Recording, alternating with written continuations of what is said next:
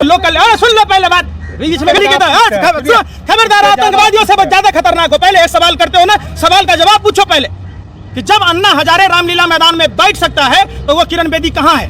वो पौने 2 आंख वाला कानिया बाबा कहाँ है? लाला हरामदेव जो साइकिल पर मट्ठा बेचता था, आज सारी प्रोडक्ट उसी की कंपनी में बनेगा। अरे नहीं, लाल चारे सुन नहीं रहे, लाल चंदन 50 टन बाबा रामदेव का पकड़ा गया था, तब आप कहाँ थे? सपोर्ट कर लो, आप तो आपके हिसाब से चल लो, देश बेच लो, देश की छाली संपत्ति बेच लो, आपको भी दलाली मिले और हम चुप रहे तो ठीक है। आप किसके दलाल हैं? आप किसके दलाल हैं? क्या अगर सवाल करना देश हित में गलत है क्या? आपने माँ का दूध पिया तो आप सवाल करो ना। नहीं, देश हित में सवाल। अरे सुनो, माइक लगाना है तो ये सवाल जाके बीजेपी कार्यालय में पूछो। बीजेपी सुनो, बीजेपी नारे सुन नहीं रहे। अरे मुंह के बवासीर के साथ साथ कान का भी बवासीर है। देश में जब नरेंद्र मोदी ने एक भी संस्था नहीं बनाई तो वो संस्था बेचने का हकदार कैसे?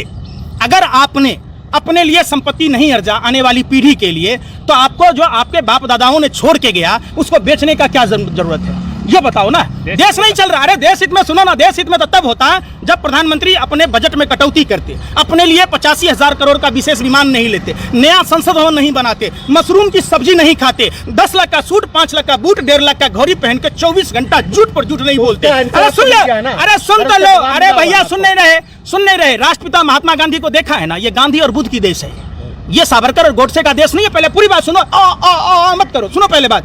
राष्ट्रपिता महात्मा गांधी बैरिस्टर थे, कोट पैंट में थे। अब जब उन्होंने उनकी सभाओं में महिलाएं नहीं आती थी तो उन्होंने कहा कस्तूरबा जी से कि कस्तूरबा जी आप महिलाओं से पूछो वो क्यों नहीं आ रही। तो महिलाओं ने जवाब दिया कि मेरे घर में एक ही साड़ी है, मेरी सास पहनेगी, मेरी ननद पहनेगी, मेरी देवरानी पहनेगी, जेठानी पहनेगी। एक साड़ी है तो बारी बारी से नंबर आता है। महात्मा गांधी सुनिए, पूरी बात नहीं सुन रहे। महात्मा गांधी जी ने उसी दिन कोट पैंट उतार कर एक धोती में और एक लाठी में पूरे भारत को आजाद कराया। तो वो बात नहीं कीजिएगा। अगर प्रधानमंत्री जी सच्चे देशमुख थे, मेरी माँ तलता बर्तन तलती थी, बाप ताई बेचता था, मैं तो फक्कल फकीर हूँ, तो भैया पूरे हिंदुस्तान को ना वैसा फकर फकीर बना देते। आपने कहा महात्मा गांधी ने एक धोती और एक लाठी से देश को आजाद करवाया, तो फिर ये 20-20, 21-21 साल के उम्र में जो फांसी पे झूले थे, भगत सिंह हो गए, राजगुरु, सुखदेव हो गए, ये लोग सुभाष चंद्र बोस की जो आर्मी टीम थी, ये वो क्या किस काम की? वो क्या काम है? उन्होंने फांसी। सुभाष चंद्र बोस कांग्रेस के अध्यक्ष थे, पता है आपको? आजाद हिंद फौज का गठन किया था। जब नेताजी सुभाष चंद्र बोस आजाद हिंद फौज का गठन कर रहे थे तो ये आरएसएस वाले, हिंदू महासभा वाले लोगों को मना कर रहे थे, अब महारानी विक्टोरिया की सलामी ठोक रहे थे। आपने भगत सिंह की चर्चा की। अरे सुनो ना पहले, अरे भटक रहे।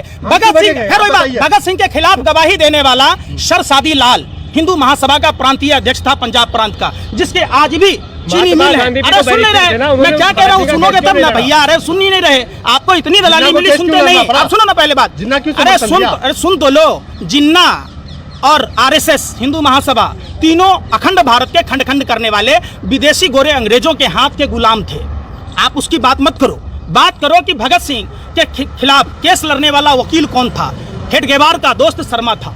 आप बात करो उस चीज की, बात उस चीज की नहीं करते। बात किस चीज की करते? महात्मा गांधी, अरे वो लोग आपस में लड़े थे क्या?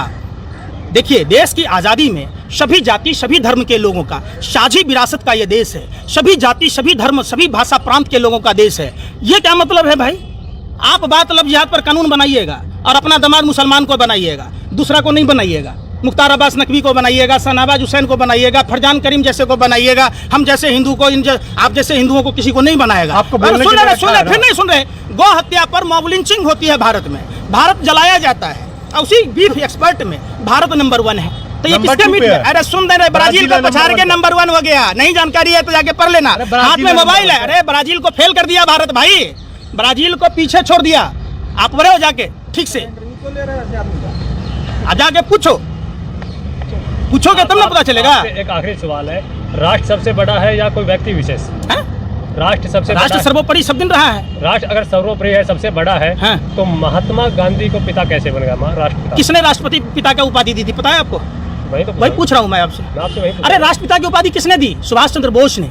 आप उस समय नहीं बोलते जब भारतीय जनता पार्टी के नेता के द्वारा तमिलनाडु प्रदेश के प्रदेश अध्यक्ष, जो एक्स सर्विस विंग के प्रदेश अध्यक्ष थे, जब Netaji Subhash Chandra Bose plus Swami Vivekananda equal to Narendra Modi, कहाँ से भैया? सरदार पटेल आधुनिक भारत के निर्माणकर्ता, शिल्पीकार, उनके नाम पर जो मोटेरा स्टेडियम था उसका नाम बदल के नरेंद्र मोदी जी अपने नाम पर कर लिया, तब आप नहीं बोलते, तब आप चुप्पी साध लेते। बदलाव में आपका दुख का है? बदलाव में वो मुगल बादशाह थे सरदार पटेल जी, बदलाव कहेंगे इसको? अरे आप जब बदलाव ही है तो अपने नाम को राजा हरिश्चंद्र कर लीजिए, आप भी राजा हरिश्चंद्र हो जाइएगा, हैं? अमीर के अमीर हो जाइएगा। मेरा सवाल वही पहले है, वही दोबारा से है। क्या दोबारा से है? राष्ट्र पहले आया, महात्मा गांधी पहले आए। फिर वही बात, राष्ट्रपिता महात्मा गांधी आजादी की लड़ाई के महानायक थे और नेताजी सुभाष, सुन ही नहीं रहे राष्ट्रपिता, ये सुभाष चंद्र बोस से जाके पूछ लीजिए ऊपर जाके आप कि उन्होंने क्यों कहा, सम्मान में कहा। तो ये सुभाष चंद्र बोस का इज्जत होना चाहिए ना, कि नहीं होना चाहिए? उन्होंने सिर्फ भारत को आजाद नहीं कराया, विश्व के कई देशों को आजाद कराया। क्यों कहा जाता है? आपसे पूछ के करता, आरएसएस वालों से पूछे करेगा, बीजेपी वालों से पूछे करेगा।